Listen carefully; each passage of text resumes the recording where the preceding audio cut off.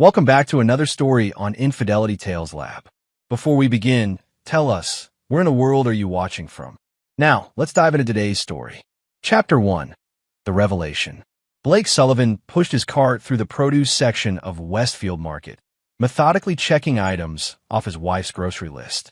At 42, he was a man of routine and precision, traits that had served him well in his career as a forensic accountant and made him an invaluable asset to law enforcement agencies nationwide. His sharp green eyes missed nothing, a skill that had exposed countless financial crimes over his 15-year career. The Saturday afternoon crowd buzzed around him as he selected organic apples, exactly as Cheryl had specified. After 14 years of marriage, he'd learned to follow her list to the letter to avoid the inevitable arguments that came with deviating from her meticulous plans. "Daddy." The word pierced through the ambient noise like a gunshot. Blake turned to see a little girl, perhaps 5 years old, running toward him with arms outstretched. Before he could react, small arms wrapped around his legs in an enthusiastic embrace. "Daddy, you came back." The child's voice was filled with pure joy as she buried her face against his jeans. Blake gently but firmly placed his hands on the girl's shoulders, carefully creating distance between them. "I'm sorry, sweetheart, but I'm not your father." The little girl looked up at him with enormous brown eyes that held a familiar depth that made his stomach clench unexpectedly.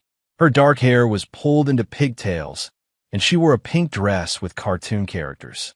Something about her features nagged at the back of his mind, but he couldn't place it. "But you look just like Daddy," she insisted, her lower lip beginning to tremble. Sophia, where are you?" A woman's voice called frantically from the next aisle. Blake's blood turned to ice. He knew that voice, had heard it call his name in passion and anger for over a decade. But it wasn't calling for him now. Cheryl Sullivan rounded the corner, her perfectly styled blonde hair slightly disheveled, her blue eyes scanning desperately until they landed on the scene before her. The color drained from her face as if someone had pulled a plug, leaving her looking ghostly pale. For a moment, time stood suspended. Blake stared at his wife, then down at the little girl who was still clinging to his legs, then back at Cheryl. The resemblance was undeniable now that he saw them together. This child had Cheryl's nose, her chin, but those eyes. "It's her," Cheryl whispered into her phone, which Blake now noticed was pressed to her ear. "He's here. Close the exits." The words hit Blake like physical blows. The methodical mind that had unraveled countless deceptions began processing the implications with devastating clarity. This wasn't a case of mistaken identity by a confused child. This little girl knew him, or rather, knew someone who looked exactly like him. Security guards appeared from multiple directions, moving with practiced efficiency to block the store's exits. Blake remained perfectly still, his hands still resting gently on Sophia's shoulders as his world imploded around him. "Cheryl," he said quietly, his voice carrying the same deadly calm he used when confronting embezzlers in court. "I think we need to talk." His wife's mouth opened and closed soundlessly, like a fish gasping for air. In her eyes, Blake saw guilt, fear, and something else, calculation. She was already working angles, already planning her next move. "Blake, I can explain." "Can you?" His voice remained perfectly level, but those who knew him well would have recognized the danger in that tone. "Can you explain why this little girl thinks I'm her father? Can you explain why you're having store security lock down the exits?" Sophia looked between the two adults, confusion replacing her initial joy. "Mommy? Why is Daddy acting weird? Why won't he come home?" The words were a dagger to Blake's heart, not because of any affection for this child, but because of what they represented. Years of lies, years of betrayal, years of his wife playing him for a fool while living a double life. "Sir," one of the security guards approached cautiously. "We're going to need you to come with us to the office while we sort this out." Blake looked at the guard, a young man, probably in his 20s, trying to do his job without fully understanding the situation he'd walked into. "Of course. Though I should mention that my wife seems to have some explaining to do about why she thought it was necessary to trap me in a grocery store." As they walked toward the security office, Blake's mind was already working. 14 years of marriage. No children despite his desire for a family. Cheryl had always claimed fertility issues, insisted they keep trying naturally instead of seeking medical intervention. How long had she been lying? How long had she been living this other life? But more importantly, who was the father? Because if this little girl thought Blake was her daddy, then there was someone out there who looked enough like him to fool a child. Someone who had been sharing his wife's bed while Blake worked late nights, traveling for cases, trusting completely in the woman he'd pledged his life to. In the security office, Blake sat across from his wife and watched her fidget with her wedding ring, a nervous habit he'd noticed but never questioned. Now he wondered how many other signs he'd missed, how many clues his trained eye had overlooked because he'd never thought to look for deception in his own home. How long? He asked simply. Cheryl's eyes darted to the security guard, who was pretending to busy himself with paperwork while clearly listening to every word. Blake, please, not here. Let's go home and discuss this privately. No. The word was final, absolute. How long, Cheryl? How long have you been lying to me? She broke then, tears streaming down her face in a display that might have moved him once, but now only disgusted him. 6 years. It's been 6 years, but Blake, you have to understand. 6 years. Blake repeated the words slowly, letting them sink in. 6 years of deception. 6 years of betrayal. 6 years of making a fool of him while he supported her, loved her, remained faithful to her. The security guard cleared his throat. If there's no actual security threat here, maybe you folks should take this conversation somewhere more private. Blake stood, his movements controlled and deliberate. You're absolutely right. Cheryl, we're going home. You're going to tell me everything. And then you're going to help me understand why I shouldn't destroy you and whoever you've been sleeping with. As they left the store, Blake caught sight of little Sophia being consoled by an older woman, probably a grandmother or babysitter. The child was crying, asking why her daddy wouldn't come home. Blake felt no sympathy for the child's confusion.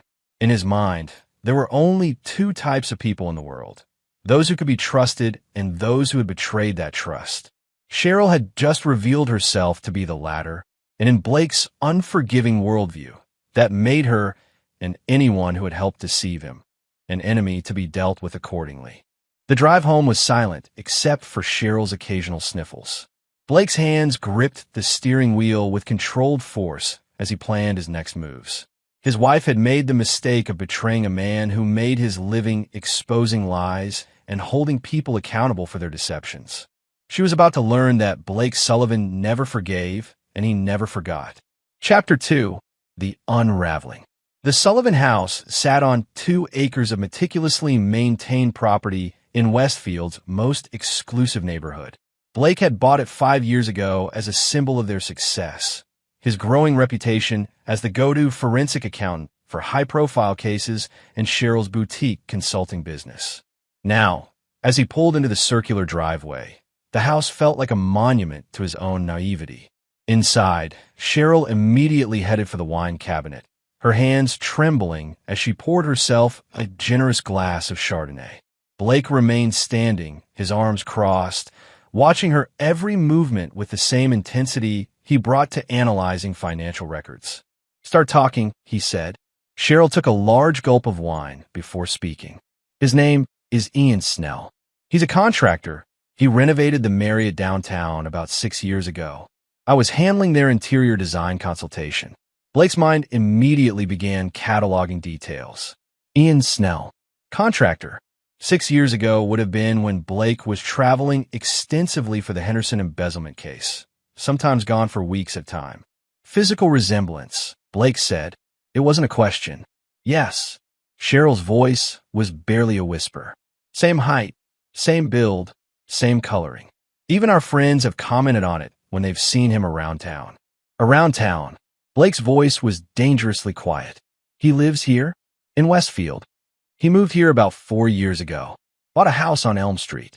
She took another drink. Blake, you have to understand, it wasn't supposed to happen. I was lonely. You were always working. Don't. The word cut through her excuse like a blade. Don't you dare try to blame this on me. You made a choice. Multiple choices. For 6 years. Blake began pacing, his mind working through timelines and implications. The fertility issues. The doctor visits you always went to alone. The business trips you started taking 2 years ago. Each statement was met with Cheryl's guilty silence, confirming what Blake already knew. There had been no fertility issues, at least not on his part. The doctor visits had likely been prenatal appointments. The business trips had been opportunities to play house with Ian Snell and their daughter. "What do you tell Sophia I am when I'm not around?" Blake asked. We told her you travel for work, that you're away a lot, but you love her very much." Cheryl's voice broke on the last words. Blake stopped pacing and stared at his wife with undisguised contempt. "So not only have you been lying to me for 6 years, you've been lying to a child about her father's identity. You've made me into some absent deadbeat dad in her mind. It's not like that. What's it like, Cheryl? Explain to me what it's like to live a double life for 6 years. Explain to me what it's like to look me in the eye every morning and lie. Explain to me what it's like to sleep next to me while carrying another man's child." Cheryl was crying openly now, but Blake felt nothing but cold fury. His wife had revealed herself to be someone he'd never known, a manipulator, a liar, someone capable of maintaining the most fundamental deception possible. "I want to know everything," Blake said. "Every detail. Where you meet, how often, what story you've told him about me. Everything." "Blake, please." "Everything, Cheryl. Because you have 2 choices right now. You can tell me everything voluntarily, or I can find it out myself. And I think we both know I'm very good at finding things out." The threat was clear. Blake's reputation for uncovering hidden assets and secret transactions was legendary in law enforcement circles. Financial infidelity was child's play compared to what he'd exposed in federal court. Cheryl must have recognized the futility of continued lies because she began talking. The affair had started during a business dinner. Ian had pursued her aggressively, and she'd been flattered by the attention from a man who looked so much like Blake, but seemed more attentive, more present. "He doesn't know about you," Cheryl admitted. "I mean, he knows I'm married, but I told him we were separated. That you were emotionally abusive and that I was planning to divorce you, but was afraid of the financial implications." Blake's laugh was harsh and humorless. "Emotionally abusive? That's rich. What else did you tell him about me? That you were controlling. That you monitored my spending and isolated me from friends. That you threatened me when I talked about leaving." Each lie felt like another wound, but Blake's anger was crystallizing into something colder and more dangerous: calculation. "So Ian Snell thinks he's the knight in shining armor, rescuing the poor abused wife from her terrible husband. Something like that. And Sophia? What does she know about our living arrangement?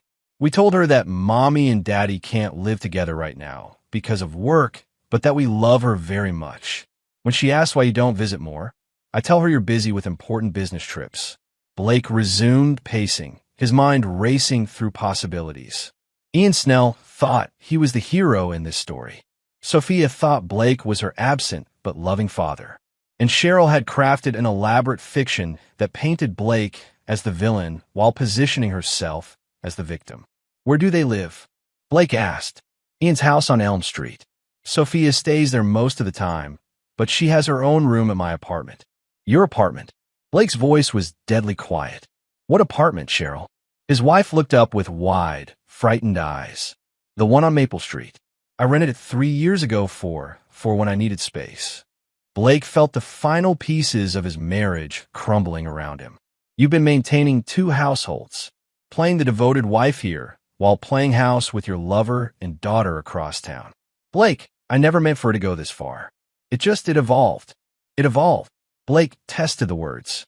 6 years of lying evolved. Creating a child with another man evolved. Building an entire false life evolved. He stopped in front of Cheryl, looking down at her with the same expression he wore when confronting criminals in court. "Here's what's going to happen. You're going to give me every detail about Ian Snell, where he works, what projects he's on, what his schedule looks like. You're going to tell me about the apartment, the finances, how you've been paying for this double life. What are you going to do?" Blake's smile was cold and predatory. "I'm going to do what I do best, Cheryl. I'm going to find out exactly who Ian Snell is, and then I'm going to destroy both of you. Completely. Methodically. And by the time I'm done, You'll wish you'd never heard my name. Blake, please think about Sophia. She's just a child. Sophia is not my concern. You made sure of that when you spent 6 years letting her believe I was her absent father. You want to protect her? You should have thought about that before you decided to build her entire life on a foundation of lies. Blake grabbed his keys from the kitchen counter. I'm going to a hotel tonight. You're going to stay here and write down everything, every detail about your relationship with Ian, every lie you've told, every financial arrangement you've made. When I come back tomorrow, we're going to plan exactly how this is going to end. As he headed for the door, Cheryl called out desperately, Blake, can we work this out? Can we go to counseling? Blake paused at the door without turning around. Cheryl, there are only 2 types of people in this world. Those who can be trusted and those who betray that trust. You show me exactly which type you are. And I've never forgiven a betrayal in my life. I'm not about to start now. The door closed behind him with a soft click that sounded like a final judgment. Chapter 3. The Investigation.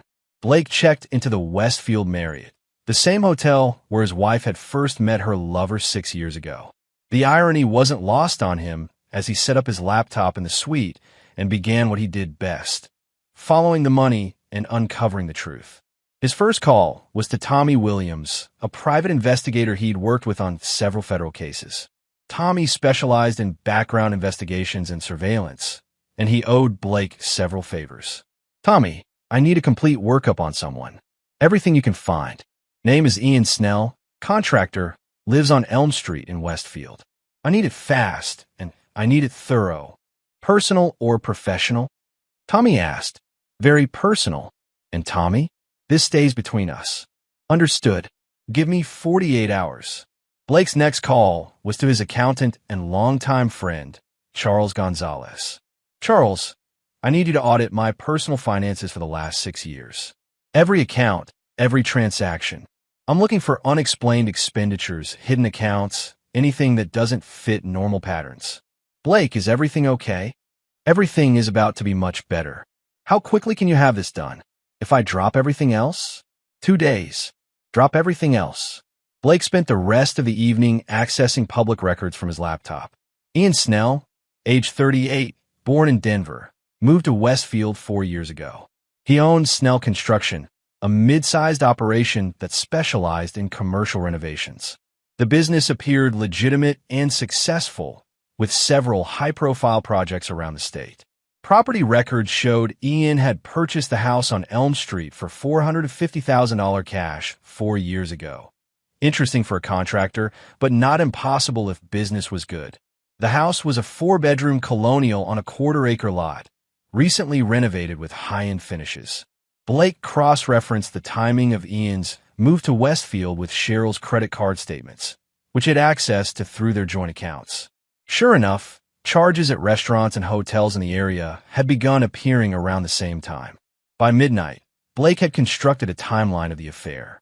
It had started 6 years ago during the Marriott project. Sophia had been born 5 years ago, making her conception occur approximately 3 months into the affair.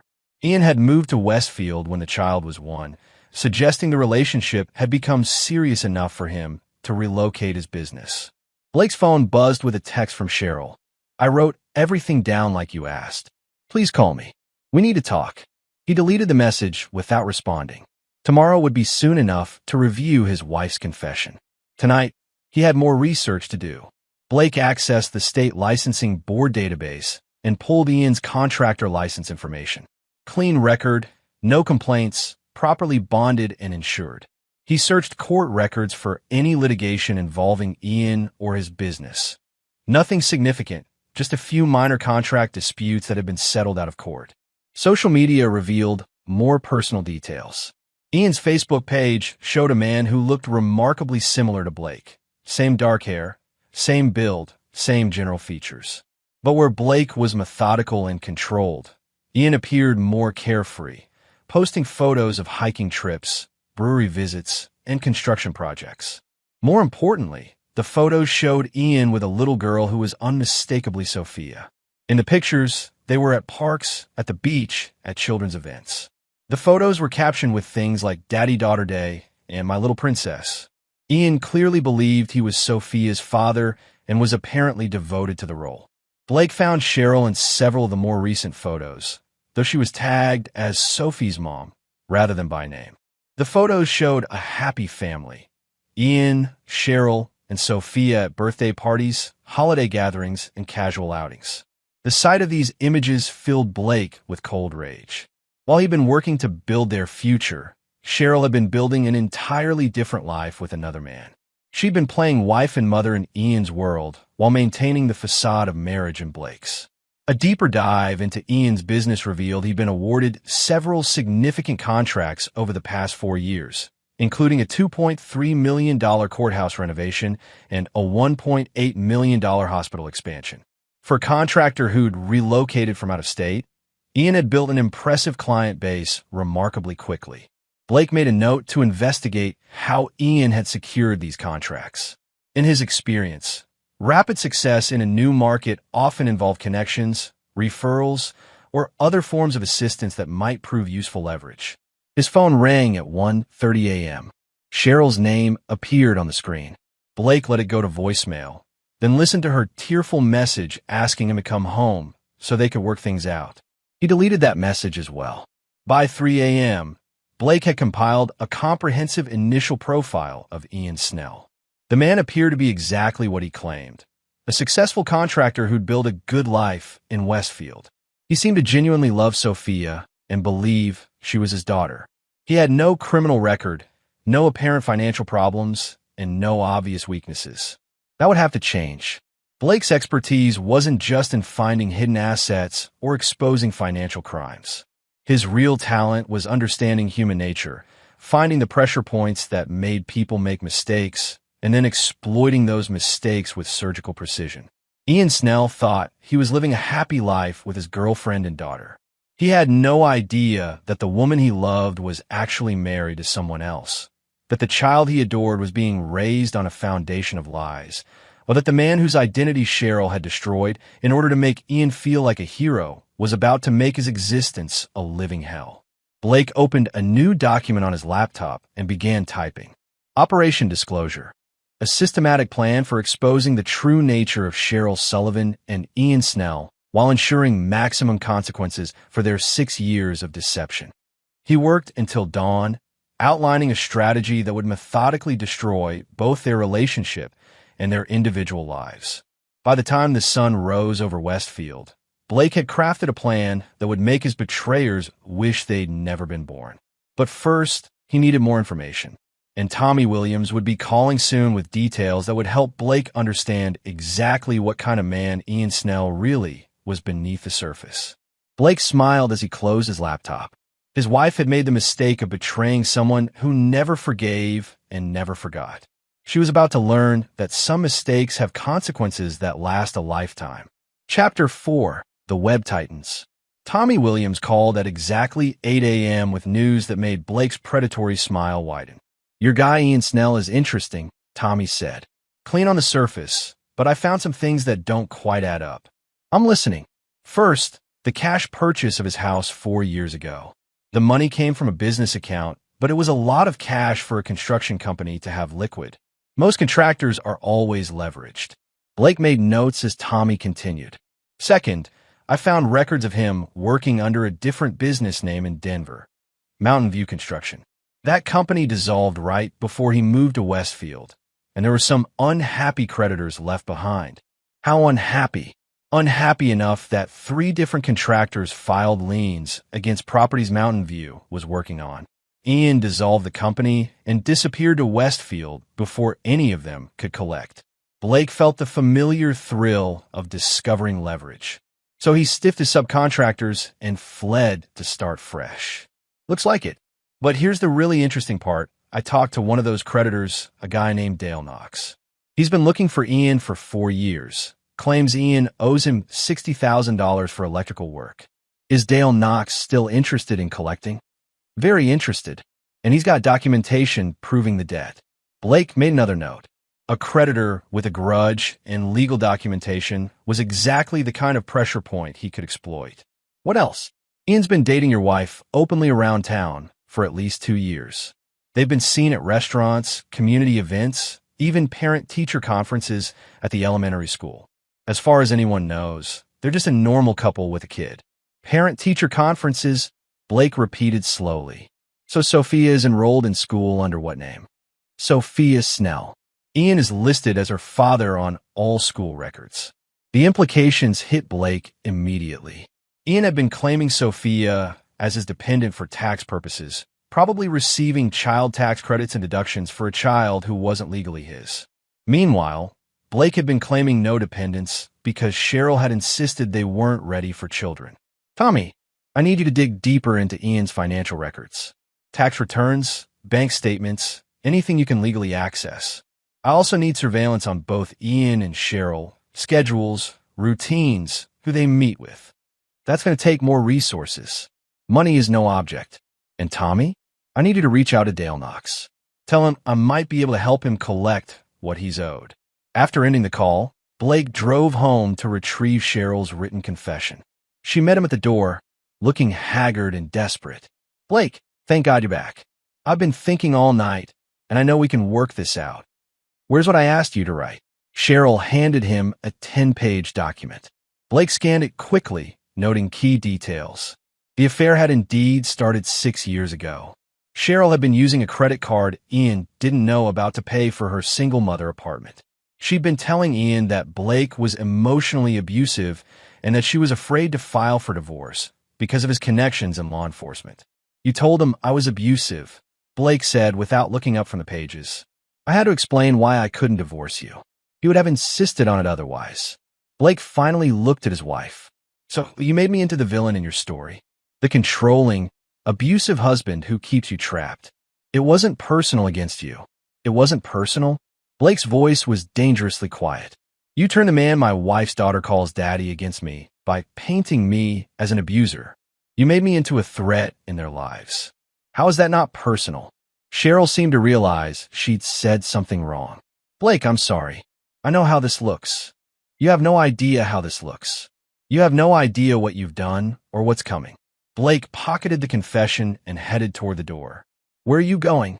To visit Ian Snell. I think it's time he learned the truth about the woman he's been living with. The drive to Elm Street took 15 minutes.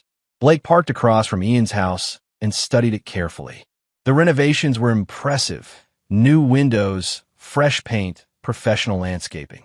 A swing set in the backyard was visible through the fence, along with a small garden area that looked like something a child might help maintain. Ian's truck was in the driveway, a late model Ford F-250 with Snell Construction logos on the doors. Blake waited until he saw movement through the windows before approaching the front door. The man who answered could have been Blake's brother. The resemblance was so striking that Blake understood immediately how a 5-year-old could mistake them. Ian was perhaps an inch shorter and 20 pounds heavier, but the facial features, hair color, and build were remarkably similar. Can I help you? Ian asked, clearly confused by Blake's appearance. I'm Blake Sullivan, Blake said simply. I think we need to talk. Ian's face went through several expressions, confusion, recognition, then growing alarm. Cheryl said you were abusive? Controlling? A threat to you and Sophia. Blake's smile was cold. Yes, I imagine she did. May I come in? We have a lot to discuss. Ian stepped back, allowing Blake to enter. The house was well appointed, clearly the home of a successful man. Photos of Ian and Sophia covered the mantel, along with what appeared to be school artwork and sports certificates. Nice place, Blake said, examining a photo of Ian pushing Sophia on a swing. You've done well for yourself since leaving Denver. Ian's face paled. How do you know about Denver? I know quite a bit, Ian. I know about Mountain View Construction. I know about Dale Knox and the $60,000 you owe him. I know about the other creditors you left behind when you dissolved your company and fled to Westfield. I didn't flee. You abandoned your debts and started over with a new identity in a new town. Most people would call that fleeing. Blake sat down uninvited on Ian's couch. But I'm not here about your past business practices. I'm here about my wife. Your wife? Blake pulled out his phone and showed Ian their wedding photo. Cheryl Sullivan. We've been married for 14 years. We live together in a house on Oakwood Drive. She's never filed for divorce, Ian. She's not separated. She's been lying to both of us for 6 years. Ian stared at the photo, then at Blake, his mind clearly struggling to process the information. That's impossible. Cheryl and I, we live together. Sophia is my daughter. Sophia is not your daughter, Blake said gently. According to the timeline Cheryl provided me, you've been claiming another man's child as your own, taking tax benefits for her, enrolling her in school under your name. That's fraud, Ian. You're lying. Blake pulled out Cheryl's written confession and handed it to Ian. Read it yourself. All 10 pages. Every detail of how she's been playing us both. As Ian read, Blake watched the man's world crumble. The confusion turned to anger, then to devastation as the full scope of Cheryl's deception became clear. She said you were dangerous, Ian whispered. She said you threatened her. I've never threatened anyone in my personal life, Blake said. But I am dangerous, Ian. Just not in the way Cheryl told you. I'm dangerous because I never forgive people who betray me. And right now, I consider you complicit in that betrayal. Ian looked up from the confession, his eyes filled with pain and anger. I didn't know. I swear to God. I had no idea she was still married. But now you do know. The question is, what are you going to do about it? Blake leaned forward, his voice taking on the persuasive tone he used when flipping witnesses in federal cases. Here's what I see, Ian. You're not a bad man. You were lied to and manipulated by someone who used your feelings against you. You genuinely love a child who isn't yours, and you've built a life based on deception. What do you want from me? Blake's smile was predatory. I want justice, Ian. And I think deep down, so do you. Cheryl has made fools of both of us. She's used your love for Sophia to control you, and she's used my trust to betray me. Don't you think it's time she faced consequences for that? Ian was quiet for a long moment, staring at the photos of him and Sophia. What are you suggesting? I'm suggesting we work together to make sure Cheryl pays for what she's done. To both of us. Blake stood to leave, then paused. Oh, and Ian? Dale Knox will be contacting you soon about that $60,000 you owe him. I'd recommend taking care of that debt quickly. Prison time for fraud and theft would really complicate your life right now. As Blake reached the door, Ian called out, What about Sophia? She's innocent in all this. Blake turned back, his expression cold. Sophia is not my concern. She never was. Cheryl made sure of that when she spent 5 years letting her believe I was her absent father. If you want to protect her, you should have thought about that before you decided to build her life on a foundation of lies. Blake left Ian Snell sitting in his living room, surrounded by photos of a life that had just been revealed as an elaborate deception. The first domino had fallen. Soon, they would all come crashing down. Chapter 5, The Squeeze. Blake spent the next 3 days orchestrating a symphony of destruction. Charles Gonzalez's financial audit had revealed that Cheryl had been systematically siphoning money from their joint accounts to fund her double life. Small amounts, carefully spaced to avoid detection, but totaling nearly $75,000 over 4 years. More damaging was the discovery that Cheryl had been using Blake's social security number to co-sign for Ian's business loans, forging Blake's signature on documents that made him liable for over $300,000 in construction equipment financing. She'd used her position as Blake's wife to provide financial backing for her lover's business expansion. She's committed identity theft and fraud. Charles explained over lunch. You could press charges that would put her away for years. Not yet, Blake said. I want her to dig herself deeper first. Tommy Williams had also delivered results. Ian Snell's surveillance revealed a man struggling with a revelation about Cheryl. He'd been seen arguing with her in public, and neighbors reported shouting matches coming from the house on Elm Street. More importantly, Ian had contacted a family attorney, suggesting he was considering his legal options regarding Sophia. The relationship is fracturing, Tommy reported. Ian's questioning everything now, and Dale Knox is scheduled to arrive in Westfield tomorrow to collect his debt. Blake felt a familiar surge of satisfaction. His web was tightening exactly as planned. That evening, Blake returned to his house to find Cheryl waiting with divorce papers. I've been thinking, she said, trying to project confidence. Maybe it's better if we end this cleanly. I've spoken to an attorney, and we can split everything 50-50. You can keep the house, I'll keep my business, and we can both move on. Blake glanced at the papers without picking them up. You want a clean divorce. It's the mature thing to do. We can avoid a messy court battle. Blake laughed, a harsh sound that made Cheryl flinch. Cheryl, you've committed identity theft, fraud, and adultery. You've stolen $75,000 from our joint accounts and forged my signature on business loans worth $300,000. You want to discuss maturity? Cheryl's confident facade cracked. I don't know what you think you found. I know exactly what I found. The question is whether you want to handle this privately or whether you prefer I turn everything over to the district attorney. Blake walked to the kitchen and poured himself a drink, leaving Cheryl to contemplate his words. When he returned, she was pale and shaking. What do you want? She whispered. I want you to call Ian right now and tell him you're coming over. I want you to have a conversation with him about your future together. Blake, please. Call him, Cheryl, because if you don't, I'm calling the police instead. With trembling hands, Cheryl dialed Ian's number. Blake listened to her side of the conversation, noting how she tried to sound normal despite her obvious distress. He wants to see me, she said after hanging up. He says we need to talk about Sophia. Perfect. I want you to go to him. I want you to try to salvage your relationship. And I want you to convince him that everything I told him was a lie. Cheryl looked confused. Why would you want that? Blake's smile was predatory. Because I want to watch you try to hold together a relationship built on lies while your entire world collapses around you. I want Ian to see exactly who you really are when the pressure builds. An hour later, Blake parked across from Ian's house and watched through the front window as Cheryl argued with her lover. Even from a distance, it was clear the conversation wasn't going well. Ian kept pointing at documents, probably Cheryl's confession, while she gestured frantically, trying to explain or justify her actions. Blake's phone rang. Dale Knox. I'm in town, Dale said. Just served Ian Snell with papers demanding payment of the $60,000 he owes me. He looked like he'd seen a ghost. How did he respond? Said he needed time to gather the money. I told him he had until Friday, or I'd file a criminal complaint for theft of services. Blake checked his watch. Today was Tuesday. That should be sufficient pressure. As Blake watched, Ian opened his front door and pointed for Cheryl to leave. She stood on his porch, pleading, but Ian slammed the door in her face. Cheryl stood there for several minutes, crying, before finally returning to her car.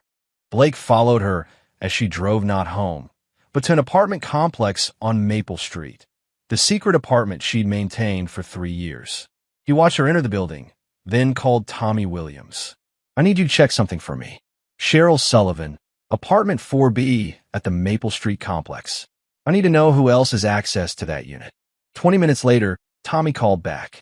The lease is in her name only, but building security cameras show Ian Snell has been a regular visitor for the past 2 years.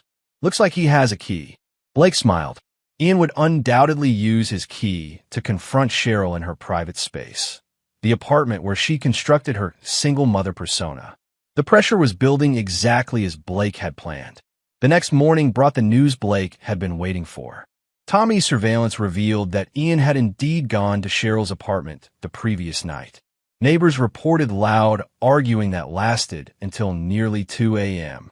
More importantly, Ian had left with several suitcases, suggesting he was moving out of the house they'd shared. Blake's phone rang at 10 a.m. Ian Snell. I need to talk to you, Ian said. His voice was strained, exhausted. Of course. Where would you like to meet? They agreed on a diner across town, neutral territory where they could speak privately. Blake arrived first and watched Ian enter, noting the man's haggard appearance. 2 days of learning the truth about Cheryl had clearly taken their toll. She's been lying about everything, Ian said without preamble as he sat down. The apartment, the money, the story about you being abusive. Everything. I know. She had credit cards I didn't know about. Bank accounts in her maiden name. She's been living 3 different lives. With you, with me, and completely alone in that apartment. Blake leaned back in his booth.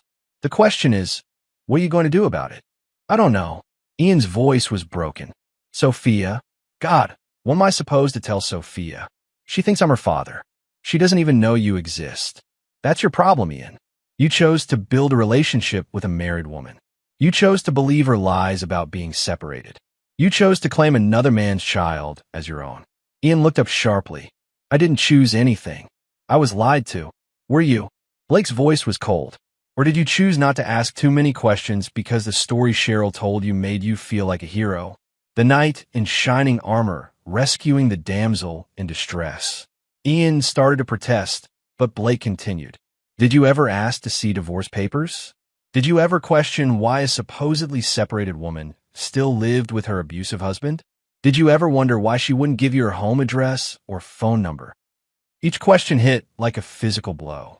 Blake could see Ian realizing that he had, in fact, made choices to believe what was convenient rather than demand proof. You wanted to believe you were the good guy, Blake said. You wanted to believe you were saving Cheryl from a terrible situation, so you didn't look too hard at inconsistencies in her story. What do you want from me? Ian asked desperately. Blake leaned forward. I want you to help me make sure Cheryl faces consequences for what she's done. To both of us. How? By telling the truth. All of it. In court, to the authorities, to anyone who asks. No more protecting her. No more covering for her lies. Ian was quiet for a long moment. What about Sophia? What about her? She's going to be destroyed by this. Her entire world is about to collapse. Blake felt no sympathy. Sophia's world was always built on lies, Ian. Better she learns the truth now than continues living in Cheryl's fantasy. She's 5 years old, and that's Cheryl's problem. She created this situation. She can deal with the consequences. Blake stood to leave, then paused. Oh, and Ian? Dale Knox filed his criminal complaint this morning. You're officially wanted for theft of services in Colorado. I'd suggest getting that debt settled quickly before it becomes a warrant. As Blake walked away, he could hear Ian calling after him, asking for more time, for help, for mercy. Blake ignored him. In his world, mercy was something reserved for the innocent. Ian Snell had made his choices, and now he would live with the consequences. The web was nearly complete. Soon, both Cheryl and Ian would find themselves trapped with no way out, facing the full consequences of their 6-year deception. And Blake would be there to watch them both fall. Chapter 6, The Reckoning. Friday morning brought the collapse Blake had orchestrated. Dale Knox had made good on his threat. Ian Snell was arrested at his construction site on charges of theft of services, with additional charges pending for fraud related to his business practices in Denver. The arrest was very public, in front of Ian's crew and several clients, ensuring maximum damage to his professional reputation. Blake watched the local news coverage from his hotel room, noting how the reporter described Ian as a contractor who allegedly fled Colorado after defrauding multiple subcontractors.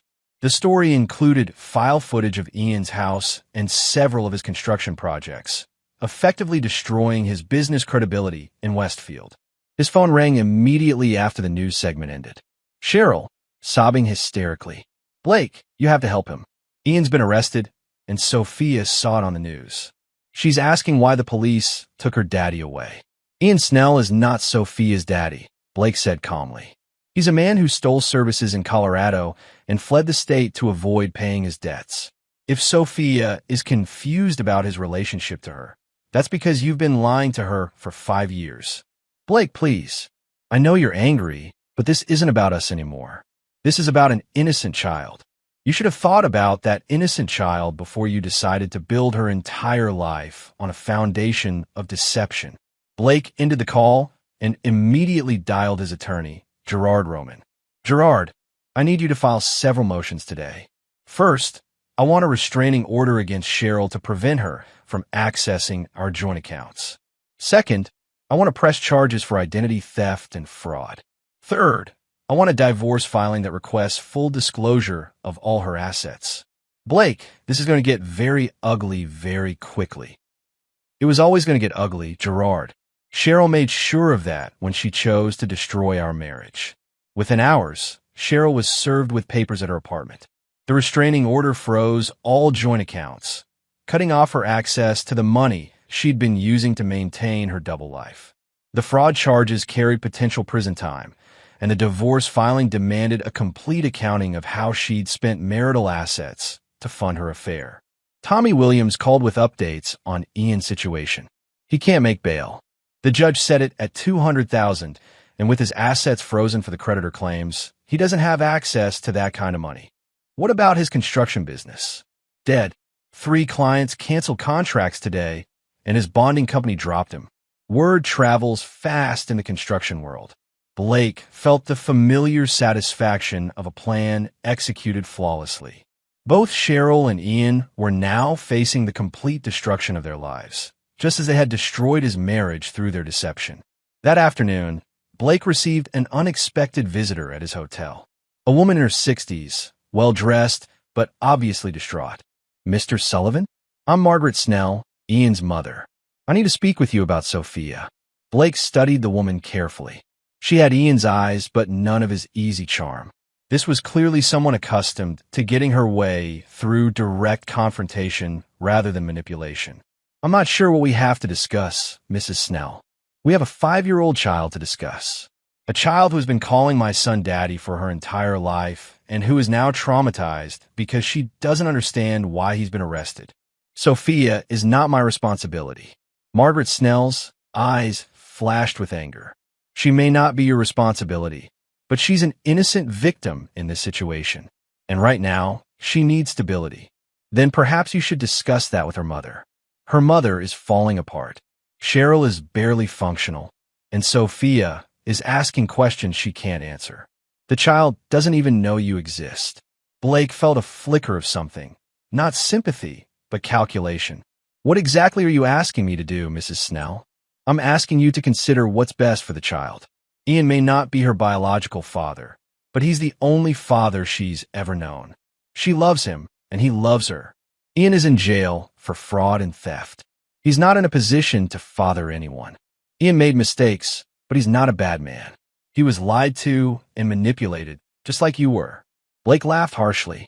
Ian chose to believe those lies because they made him feel good about himself. He chose not to ask hard questions because he liked being the hero in Cheryl's story. Those were conscious choices. Margaret Snell leaned forward. "What if I could guarantee Ian would cooperate fully with your divorce proceedings? What if he testified about everything Cheryl told him, every lie she asked him to believe?" Blake felt his interest sharpen. "Go on. Ian has recordings. Voicemails from Cheryl talking about you, about their relationship, about her plans. He also has text messages going back years. Everything you need to prove her deception in court. And in exchange, you help Ian make bail and don't oppose his request for visitation rights with Sophia during the custody proceedings." Blake considered the offer. Ian's testimony and evidence would be devastating to Cheryl in divorce court, potentially saving Blake millions in settlement costs. The recordings would also provide evidence for criminal prosecution. "What makes you think Ian would honor such an agreement?" "Because he knows his only chance of having any relationship with Sophia is if you allow it. Cross you, and he loses everything." Blake stood and walked to the hotel window, looking out at the city where his life had been torn apart by lies. "Mrs. Snell, I want you to understand something. I don't forgive people who betray me. Ever. Your son participated in the destruction of my marriage, whether he knew it or not. The only reason I'd consider helping him is if it serves my own interests. I understand. If I agree to this, Ian will testify to everything.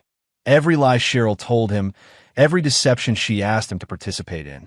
He'll turn over all recordings, messages, and documents. And he'll do it knowing that if he tries to protect her in any way, I'll destroy him completely." Margaret Snell nodded. "He'll agree to those terms." Blake turned back to face her. "And you'll guarantee his cooperation?" "I'll guarantee it." Blake smiled coldly. "Then make the call, Mrs. Snell. Tell your son that if he wants to see Sophia again, he's going to help me bury the woman who lied to both of us." As Margaret Snell made the call to Ian's attorney, Blake felt the final pieces of his revenge falling into place. Soon, Cheryl would face her husband and her lover united against her, armed with recordings of her own words condemning her. She had spent 6 years playing them against each other with lies and manipulation. Now she would face them both, and the truth would destroy her completely. Chapter 7. The Testimony. The Westfield County Courthouse buzzed with activity as Blake's divorce proceedings began. What should have been a routine dissolution of marriage had become a spectacle, with local media covering the case due to the sensational details that had emerged during pretrial discovery. Blake sat at the plaintiff's table with his attorney, Gerard Roman, while across the aisle Cheryl huddled with her lawyer, a nervous young man named Benjamin Marsh who looked overwhelmed by the case's complexity. Behind Blake, in the gallery, sat Ian Snell, recently released on bail and looking like a man who'd aged 10 years in 2 weeks. Judge Claudia Goff, a stern woman in her 50s known for her no-nonsense approach to family law, called the court to order. This is a divorce proceeding with allegations of fraud, identity theft, and adultery, she announced. I'll warn all parties that I have zero tolerance for dramatics or emotional outbursts. We're here to determine facts and divide assets according to law. Gerard Roman stood for his opening statement. Your Honor, this case represents one of the most elaborate and systematic deceptions I've encountered in 25 years of family law. The defendant didn't simply have an affair. She constructed an entirely false life, complete with forged documents, stolen identity, and a child she's allowed to believe my client is her absent father. Benjamin Marsh objected. Your Honor, these are inflammatory characterizations. Overruled. Mr. Roman, proceed with your evidence. Gerard's first witness was Charles Gonzalez, Blake's accountant, who testified about the systematic theft of marital assets. Over 4 years, Mrs. Sullivan withdrew $74,847 from joint accounts through carefully spaced transactions designed to avoid detection. She also used Mr. Sullivan's Social Security number to co-sign business loans totaling $312,000 without his knowledge or consent. Cheryl's attorney tried to object, but Charles had documentation for every claim. Bank records, loan applications with forged signatures, and a paper trail that painted a picture of deliberate financial fraud. Did Mrs. Sullivan have legitimate access to these accounts? Gerard asked. As a spouse, she had legal access to the joint accounts. However, the pattern of withdrawals suggests deliberate concealment. Small amounts, always under reporting thresholds, often on days when Mr. Sullivan was traveling for work. Blake watched Cheryl as the evidence mounted against her. She kept her eyes down, occasionally whispering to her attorney, but her body language betrayed her growing desperation. Gerard's second witness was Tommy Williams, the private investigator, who presented surveillance evidence showing Cheryl living openly with Ian Snell while maintaining her marriage to Blake. Photos showed her at parent-teacher conferences, community events, and family gatherings where she was introduced as Ian's girlfriend and Sophia's mother. Did you find evidence that Mrs. Sullivan was maintaining multiple residences? Gerard asked. Yes. In addition to the marital home with Mr. Sullivan, she maintained an apartment on Maple Street under her maiden name and spent most nights at Mr. Snell's house on Elm Street. 3 different addresses. 3 different lives, sir. At each location, she presented herself differently, devoted wife, single mother, or live-in girlfriend. When Gerard called Ian Snell to testify, the courtroom grew silent. Ian walked to the witness stand looking like a man heading to his own execution. Mr. Snell, how long did you know Mrs. Sullivan? 6 years. And what did she tell you about her marriage to Mr. Blake Sullivan? Ian's voice was barely audible. She told me they were separated, that he was emotionally abusive and controlling, that she was afraid to file for divorce because of his connections in law enforcement. Did you ever see divorce papers or separation agreements? No.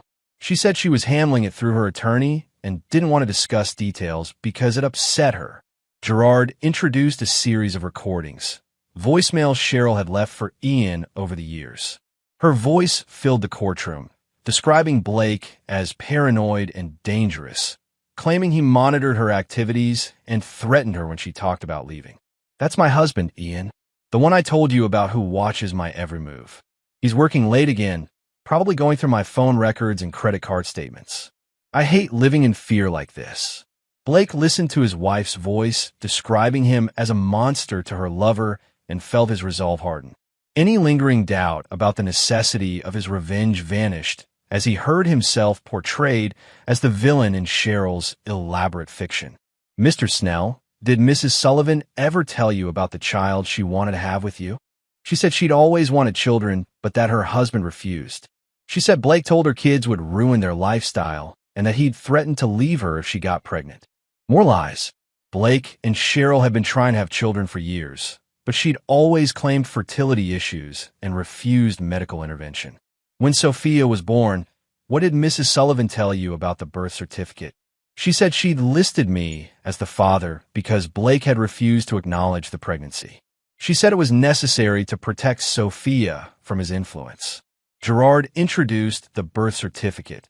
Sophia Snell, father listed as Ian Snell, no mention of Blake Sullivan anywhere in the document. It was a legal fiction that had allowed Ian to claim the child for tax purposes while Blake remained unaware of her existence. "Your Honor," Gerard said, "this document represents fraud on multiple levels. Mrs. Sullivan knowingly filed false information with the state, allowed Mr. Snell to claim tax benefits for a child who isn't his, and deprived my client of his parental rights." Cheryl's attorney finally attempted a defense during cross-examination of Ian. "Mr. Snell, isn't it true that you wanted to believe Mrs. Sullivan's story because it justified your relationship with a married woman?" Ian was quiet for a long moment. "Maybe, but that doesn't change the fact that she lied to me about everything. You never tried to verify her claims about being separated? I trusted her. I loved her. I thought she loved me. And now you're testifying against her to save yourself from prison time." Ian looked directly at Cheryl for the first time since taking the stand. "I'm testifying against her because she destroyed my life with lies. She made me believe I was Sophia's father, let me love that child as my own, then used my feelings to manipulate me into helping her betray her husband." The raw pain in Ian's voice was evident to everyone in the courtroom. Blake felt a moment of satisfaction. Ian was finally understanding the full scope of Cheryl's manipulation. When Gerard called Blake to testify, the courtroom was packed with spectators drawn by the media coverage.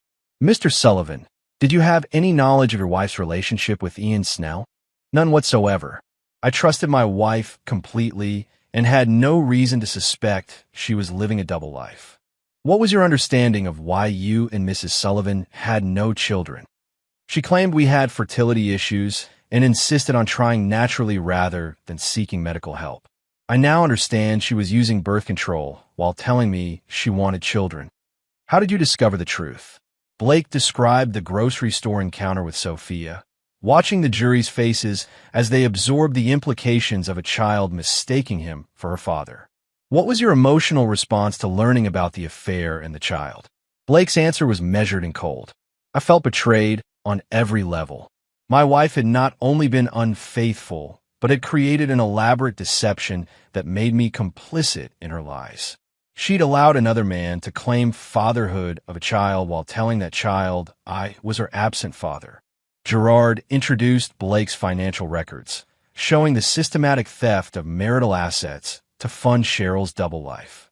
"Did you give Mrs. Sullivan permission to use your Social Security number for business loans?" "Absolutely not. I learned about those loans during my attorney's discover process. My wife committed identity theft to help her lover's business while I remained unaware."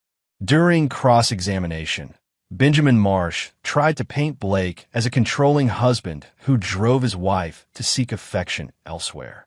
"Isn't it true, Mr. Sullivan, that you were often absent from home, leaving your wife lonely and neglected?" "I traveled for work, yes, but I was building our future and supporting the lifestyle my wife demanded. I never gave her reason to doubt my commitment to our marriage." "You've shown no emotion about losing your wife or concern for the child involved." Blake's response was ice cold. "My wife chose to destroy our marriage through systematic deception. The child is a victim of her mother's lies, not my responsibility." "So you feel no sympathy for Sophia?" "I feel sympathy for any child raised on lies, but I cannot take responsibility for problems created by someone else's choices." Blake's testimony lasted 3 hours, during which he methodically detailed every aspect of Cheryl's deception. By the time he stepped down, the case was effectively over. Judge Goff called a recess before closing arguments, and Blake watched Cheryl collapse in tears at the defendant's table.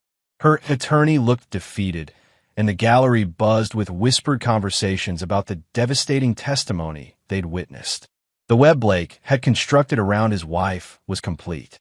Tomorrow would bring the judge's ruling, but the outcome was no longer in doubt. Cheryl Sullivan had been exposed as a fraud, a thief, and a master manipulator who had destroyed multiple lives in service of her own selfish desires. And Blake felt nothing but cold satisfaction as he watched her world crumble completely. Chapter 8. The Judgment. Judge Claudia Goff delivered her verdict with the precision of a surgeon wielding a scalpel. After reviewing the evidence overnight, she reconvened court with an expression that suggested she'd found the case personally offensive. "In 22 years on the bench," she began, "I have rarely encountered such systematic and calculating deception within a marriage. This case represents not simply adultery, but fraud, identity theft, and child exploitation." Blake sat motionless as the judge continued, noting Cheryl's trembling hands as she gripped the defendant's table. "Mrs. Sullivan, your actions constitute a complete betrayal of the marriage contract and the legal system itself. You have stolen marital assets, forged legal documents, and created false identities to facilitate your deception. More troubling, you have psychologically manipulated a child to serve your elaborate fiction." Judge Goff's voice grew harder. "The evidence shows you allowed Mr. Snell to claim paternity of a child who is not his biological offspring, depriving Mr. Sullivan of his parental rights while enabling Mr. Snell to claim fraudulent tax benefits. You have created legal documents listing false information and used your husband's identity without consent." Cheryl's attorney attempted to interject. "Your Honor, if we could consider mitigating circumstances." "There are no mitigating circumstances for fraud, Mr. Marsh. Your client's actions were deliberate, systematic, and designed to benefit herself at the expense of multiple victims." Judge Goff turned to the matter of asset division. "Given the evidence of financial fraud and identity theft, I am awarding Mr. Sullivan the entirety of the marital assets. Mrs. Sullivan has forfeited any claim to community property through her criminal behavior." Blake felt cold satisfaction as Cheryl gasped audibly. She would leave the marriage with nothing: no house, no savings, no retirement accounts. Furthermore, the judge continued, "Mrs. Sullivan will be responsible for the $312,000 in fraudulent business loans she secured using Mr. Sullivan's identity. These debts will not be divided as marital obligations since they were obtained through criminal means." The crushing financial judgment was only the beginning. Judge Goff addressed the matter of Sophia's paternity. "This court orders immediate DNA testing to establish the biological father of the minor child. Additionally, the false birth certificate listing Mr. Snell as the father will be amended to reflect accurate information once paternity is established." Blake watched Ian Snell shift uncomfortably in the gallery. The man who had played father to Sophia for 5 years was about to lose any legal claim to the child he'd raised. "Mrs. Sullivan, you will also face separate criminal charges for identity theft, fraud, and filing false legal documents. This court is referring your case to the district attorney's office for prosecution." Cheryl was now openly sobbing, but Judge Goff showed no sympathy. "Your actions have traumatized a child, destroyed multiple lives, and made a mockery of the institution of marriage. The damage you have caused through your selfishness is incalculable." The judge turned to Blake. "Mr. Sullivan, while I understand your anger, I encourage you to consider the welfare of the minor child in future proceedings. Regardless of the circumstances of her birth, Sophia is an innocent victim who has known no other father than Mr. Snell." Blake's response was measured. "Your Honor, I appreciate the court's concern, but I cannot take responsibility for problems created by someone else's deception. If Sophia is traumatized, that is the direct result of her mother's choices." Judge Goff nodded grimly.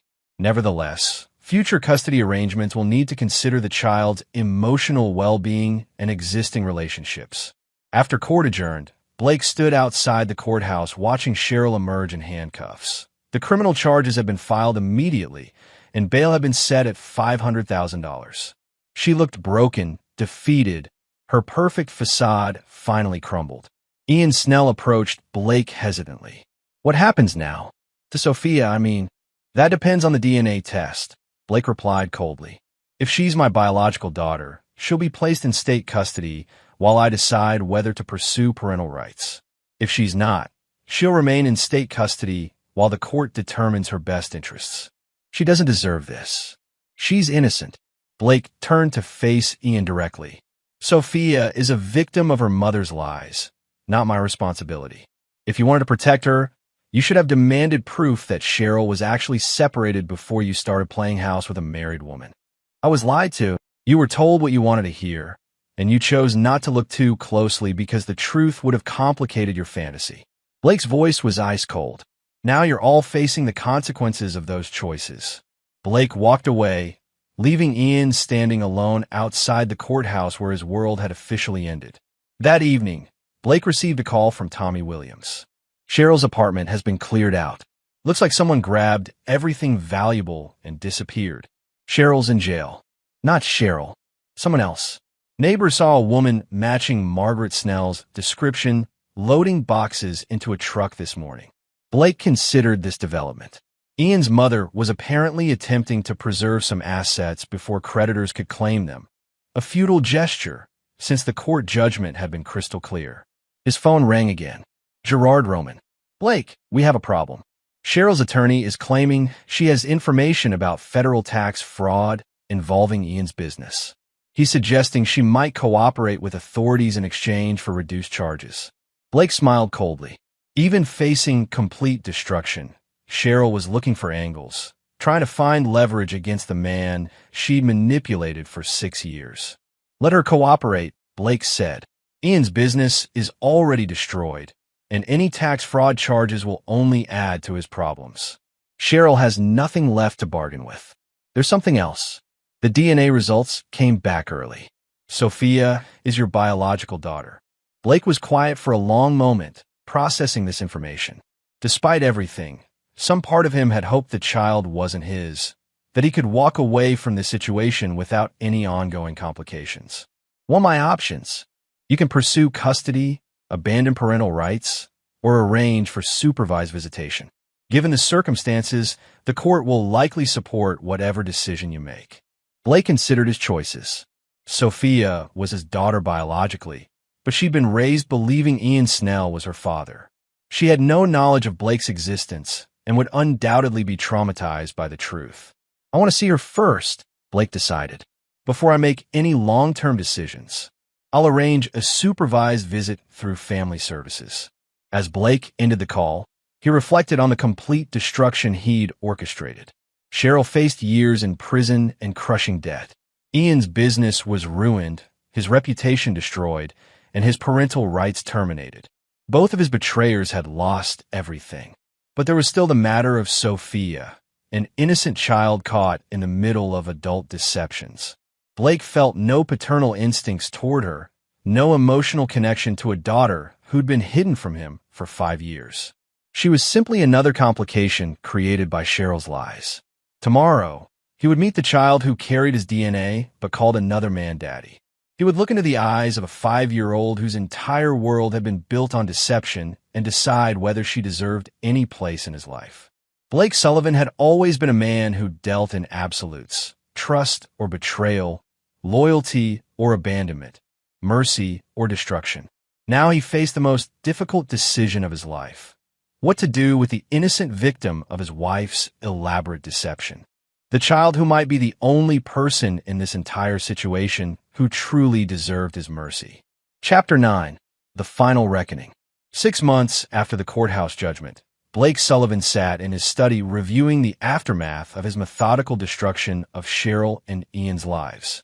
The satisfaction he'd expected to feel remained elusive, replaced by something colder and more complex. Cheryl had been sentenced to 4 years in state prison for fraud and identity theft. The judge had shown no mercy, citing the systematic nature of her deceptions and the harm caused to multiple victims. She would serve at least 2.5 years before becoming eligible for parole. Ian Snell had fared even worse. The federal tax charges Cheryl had helped prosecutors build against him had resulted in a 6-year sentence. His construction business had been liquidated to pay creditors, and he'd lost his house to foreclosure. Dale Knox had eventually collected his $60,000, but Ian's reputation in the construction industry was permanently destroyed. Margaret Snell had been arrested for attempting to hide assets and received 18 months probation. Her attempt to preserve something from the wreckage had only added to her son's legal troubles. Blake's phone buzzed with a text from his attorney. The final asset seizures had been completed. Every trace of the life Cheryl and Ian had built together had been systematically dismantled and liquidated. The apartment on Maple Street, the house on Elm Street, the construction equipment, even Sophia's swing set, everything had been sold to satisfy court judgments and creditor claims. But it was the other text that gave Blake pause, from the family services caseworker who supervised his monthly visits with Sophia. Sophia continues to ask when her daddy is coming home. Her therapist believes she would benefit from more frequent contact with you as her biological father. Blake had been visiting his daughter once a month for 6 months. Awkward sessions in a sterile conference room where a traumatized child tried to understand why the world she'd known had disappeared. Sophia still called Ian Daddy and asked repeatedly when he was coming home from his business trip. The child psychologist had been blunt in their last meeting. Sophia has experienced profound trauma from the sudden loss of her primary attachment figure. She doesn't understand concepts like fraud or deception. She only knows that the man she considered her father has vanished from her life. Blake had listened to the diagnosis with his characteristic emotional detachment. What are you recommending? She needs stability and consistency. Right now, she's in foster care with a good family, but she would benefit from a permanent placement. You have the legal right to petition for custody. And if I don't, then she'll remain in the system until a suitable adoptive family can be found. Given her age and the trauma she's experienced, that could take years. Blake had left that meeting without making any commitments. Sophia was his biological daughter, but she felt like a stranger, a 5-year-old victim of her mother's lies who looked at him with confusion and fear during their supervised visits. His doorbell rang, interrupting his thoughts. Blake opened the door to find Dale Knox, the electrician from Denver who had pursued Ian across state lines to collect his debt. Mr. Sullivan, I wanted to thank you in person. Blake studied the older man, noting his work-worn hands and direct gaze. For what? For helping me get justice. Ian Snell stole $60,000 from me and nearly bankrupted my business. When he disappeared to Westfield, I thought I'd never see that money. You did the work to find him and pursue the charges. But you gave me the leverage I needed. Without your investigation and the pressure you put on him, Ian would have kept running. Dale paused.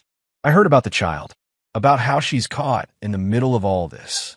Blake's expression hardened. Sophia is not my concern. Isn't she? Dale's voice was gentle but firm. From what I understand, that little girl is as much a victim of Ian and your wife's lies as you were. Maybe more. I didn't create this situation. No, but you're the only one with the power to fix it. Ian's in prison, your wife's in prison, and that little girl is in foster care, asking why her daddy abandoned her. Blake felt a flicker of irritation. Ian Snell is not her father. He's the only father she's ever known. And right now, she's probably thinking he stopped loving her, which is why he went away. Dale Knox stepped closer, his voice taking on the intensity of a man who'd spent months pursuing justice. Mr. Sullivan, I've spent the last year watching you systematically destroy everyone who wronged you. You're thorough, I'll give you that. But there's one person in this whole mess who never wronged you, never lied to you, never betrayed you. And she's the one suffering the most. Blake's jaw tightened. What do you want from me? I want you to consider that maybe justice isn't just about punishing the guilty. Maybe it's also about protecting the innocent. After Dale left, Blake found himself driving to the family services office. He arrived during visiting hours and asked to see Sophia. The caseworker led him to the familiar conference room where his daughter sat coloring at a small table. She looked up when he entered, her brown eyes, so much like his own, filled with wariness. Hi, Sophia. Hi. Her voice was small, uncertain. Blake sat across from her, studying the child who carried his DNA but felt like a stranger. "What are you drawing?" "A house." She held up her picture, a simple child's drawing of a house with 3 stick figures in front. "That's me, and that's Mommy, and that's Daddy." Blake looked at the figure labeled Daddy, a tall stick figure with dark hair who clearly represented Ian Snell. "Sophia, do you remember what the caseworker told you about me?" She nodded solemnly. "You're my real daddy, but I don't understand why I have 2 daddies." Blake felt something crack inside his chest. Not sympathy, exactly, but recognition of the impossible situation his wife had created. This child had been living in a fantasy world constructed by lies, and the truth was more confusing than illuminating. "It's complicated," he said finally. "When is Daddy Ian coming home?" The question Blake had been dreading. He looked into his daughter's hopeful face and felt the weight of absolute honesty. "Daddy Ian isn't coming home, Sophia. He's going to be away for a very long time." Her lower lip began to tremble. "Did I do something wrong? Is that why he left?" "No, sweetheart. You didn't do anything wrong. The adults made some very bad choices, and now everyone has to deal with the consequences." Sophia was quiet for a moment, processing information far too complex for a 5-year-old mind. "Are you going to leave too?" Blake stared at his daughter, truly looked at her for the first time since this ordeal began. She was small, vulnerable, trapped in a situation entirely beyond her control. And despite his anger at Cheryl and Ian, despite his refusal to forgive anyone who had betrayed him, Sophia had never betrayed anyone. She was innocent. "No," Blake heard himself say. "I'm not going to leave." 3 months later, Blake stood in the same courthouse where he destroyed his wife's life, this time petitioning for custody of his daughter. The judge was different, but the gravity of the situation was the same. "Mr. Sullivan, you understand that custody involves significant responsibilities and sacrifices?" "I understand, Your Honor. The child has experienced severe trauma and will require ongoing therapy and support. Are you prepared for that commitment?" Blake looked at Sophia, sitting with her caseworker in the gallery. She was wearing a new dress he'd bought her and clutching a stuffed animal, small signs of the stability he'd been trying to provide during their increased visitation. "I'm prepared, Your Honor." The judge granted the custody petition, and Blake felt something he hadn't experienced in months. Not satisfaction from destroying his enemies, but the quiet weight of responsibility for protecting someone who couldn't protect herself.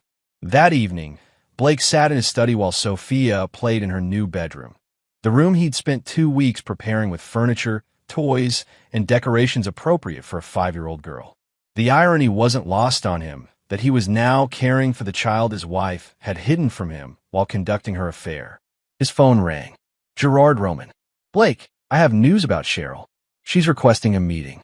Says she has something important to tell you about Sophia." Blake considered this.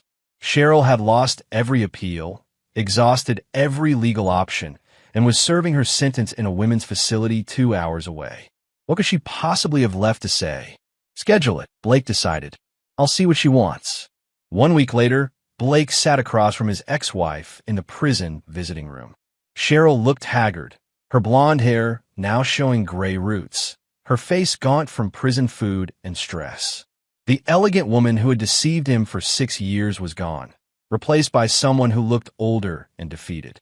"Blake, thank you for coming." "What do you want, Cheryl?" She gestured toward the photographs Blake had brought, pictures of Sophia in her new room at the park during their first family dinner. Images of a child adapting to a new life with her biological father. "She looks happy," Cheryl said quietly. "She's adjusting. I heard Ian try to contact her through his mother." Blake's expression hardened. That contact was blocked. Ian Snell has no legal relationship to Sophia. "Blake, I know you hate me. I know you'll never forgive me for what I did. But I need to tell you something about the night Sophia was conceived." Blake waited, his face impassive. "It was the night you got back from the Henderson case. You'd been gone for 3 weeks, and I was angry that you'd missed our anniversary. I went to meet Ian at a hotel, planning to—" She paused, struggling with the words. "But I couldn't go through with it. I came home to you instead." Blake felt something cold settle in his stomach. What are you saying? I'm saying that despite everything I told Ian, despite all the lies I told you both, Sophia was conceived that night. With you, not with Ian. The implications hit Blake like a physical blow. Cheryl had known from the moment of conception that Sophia was his daughter, not Ian's. The entire fiction about Ian being the father was just another layer of deception. You let Ian raise my daughter, knowing she wasn't his. I let Ian love her. I let her love him. And whatever you think of me, Blake, they had a real relationship. Ian didn't love Sophia because of biology. He loved her because she was his daughter in every way that mattered. Blake stared at his ex-wife with undisguised contempt. You're telling me this why? Because Sophia asks about him every day. Because she misses the man she considers her real father. And because no matter how much you hate me, no matter how much you want to punish everyone who wronged you, she's innocent. I know she's innocent. That's why she's living with me instead of in foster care. But are you taking care of her because you love her or because it's your duty as her biological father? Blake was quiet for a long moment. The distinction mattered more than he wanted to admit. Ian made mistakes, Cheryl continued. We both did, but his love for Sophia was real, and her love for him was real. You can keep them apart forever, or you can consider what's actually best for your daughter. Blake stood to leave. Goodbye, Cheryl. Blake, wait. There's something else. He paused, but didn't sit down. Ian wrote her letters. Dozens of them. His mother has been holding them, waiting for someone to approve their delivery. They're not about me or our relationship. They're just letters from a father to his daughter. Blake left the prison with Cheryl's words echoing in his mind. That evening, he watched Sophia playing with her dolls, creating elaborate scenarios of families and homes and stability. She was adapting to life with him, but he could see the sadness in her eyes when she thought he wasn't looking. His phone rang. Margaret Snell. Mr. Sullivan? I know you probably don't want to hear from me, but I have something that belongs to Sophia. Blake agreed to meet her at a neutral location, a coffee shop across town, where they could speak privately. Margaret arrived carrying a small wooden box. These are Ian's letters to Sophia, she said without preamble. He's been writing to her every week since he was incarcerated. They're not about the legal situation or about Cheryl. They're just letters from someone who loves her. Blake examined the box, but didn't open it. Why bring these to me? Because Ian knows he'll never see Sophia again. He knows what he did was wrong, even if he didn't understand it at the time. But he also knows that little girl is wondering why her daddy stopped loving her. Margaret Snell leaned forward, her voice intense. Mr. Sullivan, I've watched you destroy my son's life, and I can't say he didn't deserve it. But Sophia didn't deserve to lose the only father she'd ever known. I'm her father. You're her biological father. Ian was her daddy, the man who taught her to ride a bike, who read her bedtime stories, who held her when she had nightmares. You can't replace that relationship, no matter how hard you try. Blake felt the familiar anger rising. Ian built that relationship on lies. Ian built that relationship on love. The lies came from Cheryl, not from him. Margaret placed a box on the table between them. Read them. If you think they're inappropriate, destroy them. But if they're just letters from someone who loves her, maybe consider letting her have them. That night, after Sophia was asleep, Blake opened the box and began reading Ian's letters. They were exactly what Margaret had described. Simple notes from a man who missed the child he'd raised. Stories about his day, memories of their time together, expressions of love and hope that she was happy. One letter stood out. Dear Sophia, I hope you understand that sometimes adults make mistakes that hurt the people they love. I made mistakes, and now I can't be with you the way I want to be. But I want you to know that being your daddy was the best thing that ever happened to me. You made me want to be a better person. I hope your real daddy takes good care of you, and that you're happy. Love always, Daddy Ian. Blake set the letters aside and went to check on Sophia. She was sleeping peacefully, surrounded by the toys and decorations he'd provided. But her nightstand held a framed photo of her with Ian at the park, a picture she'd insisted on keeping despite everything that had happened. Blake Sullivan had spent his entire adult life believing in absolutes, trust or betrayal, loyalty or abandonment, mercy or destruction.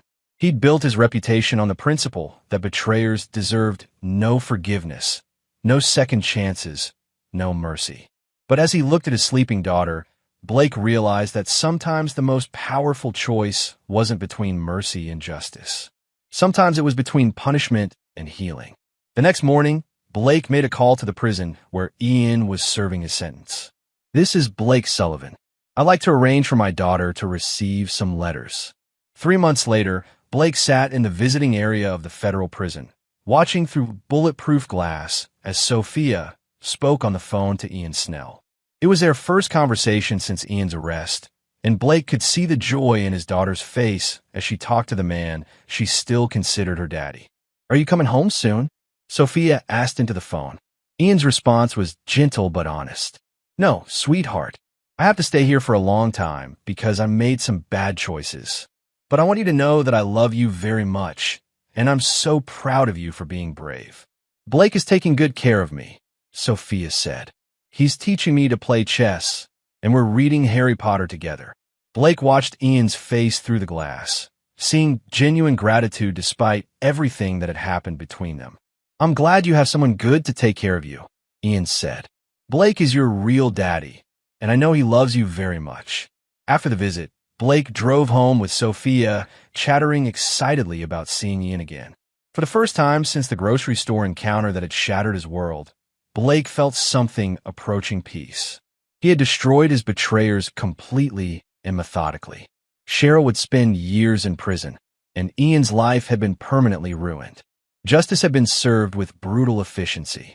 But in choosing to allow Sophia to maintain some connection to the man who had loved her as a father, Blake had discovered something more powerful than revenge: the ability to protect the innocent while still holding the guilty accountable. Blake Sullivan would never forgive Cheryl's betrayal or Ian's participation in the deception that had destroyed his marriage. But he had learned that sometimes mercy wasn't about forgiving the guilty. It was about protecting the innocent from being destroyed by the crimes of others. As he watched his daughter smile for the first time in months, Blake realized he had won more than just his revenge. He had won the chance to be the father Sophia deserved, without being constrained by the hatred that had defined him for so long. The betrayers had been punished. The innocent had been protected. And Blake Sullivan had discovered that sometimes the most devastating victory was knowing when to stop destroying and start building something better from the ruins. And there you have it. Another story comes to an end. What did you think? I'd love to hear your thoughts in the comments below. If you enjoy this story, consider joining our community by subscribing. It means the world to us. For more stories like this one, check out the recommended videos on screen. And I'll see you there.